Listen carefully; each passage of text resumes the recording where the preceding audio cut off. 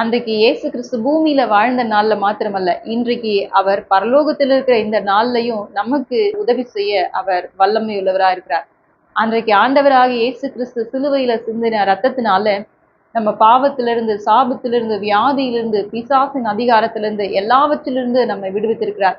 ஒரு குறிப்பிட்ட பிரிவை சார்ந்தவங்களுக்காக மாத்திரமல்ல, இந்த உலகத்துல மனுஷனா பிறந்த எல்லாருக்காகவும் ஆண்டவர் ரத்தம் சிந்திருக்கிறார். ஒருவேளை நீங்க நினைக்கலாம், இயேசு கிறிஸ்து நல்லவர் தான். ஆனா அவருடைய ரத்தத்தினால எப்படி எனக்கு விடுதலை கிடைக்கும்? இதெல்லாம் முட்டாள்தனமா இருக்குன்னு சொல்லி நீங்க யோசிக்கலாம். ஒரே ஒரு முறை மாத்திரம் உங்களுடைய வாழ்க்கையில மாத்தி யோசிச்சு பாருங்க. ஒருவேளை இது உண்மையா இருக்குமோன்னு சொல்லி நீங்க யோசிச்சீங்கன்னா, நீங்க அத குறித்து தேட ஆரம்பிப்பீங்க. அப்போ நீங்க ரட்சிக்கப்படுவதற்கான காரியங்களை ஆண்டவர் உங்களுக்கு வெளிப்படுத்துவார். அதேபோல இன்னைக்கு இயேசு கிறிஸ்துவுக்கு பிறகு நாம் வாழ்கிற இந்த நாட்கள்ல நம்மை நித்தியத்துக்கு நேராக நடத்தும்படியாக பரிசுத்த ஆவியானவர் நமக்காக அருளப்பட்டிருக்கிறார். இன்னைக்கு நீங்க உங்களை அர்ப்பணிக்கும் பொழுது ஆவியானவர் உங்களை சகல சத்தியத்துக்குள்ளும் நடத்துவார். வேதத்துல எவ்வளோ சாட்சிகளை பார்க்கிறோம், சரித்திரத்துல எவ்வளோ சாட்சிகளை பார்க்கிறோம். எல்லாருக்கும் ஆண்டவர் நன்மை செய்திருக்கிறார்.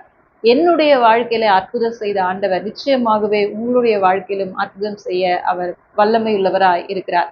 இன்னைக்கு நீங்க உங்களுடைய முழு இருதயத்தோடு விசுவாசிக்கிற இந்த நேரத்திலேயே ஆண்டவர் உங்களுக்கு அற்புதம் செய்வார்.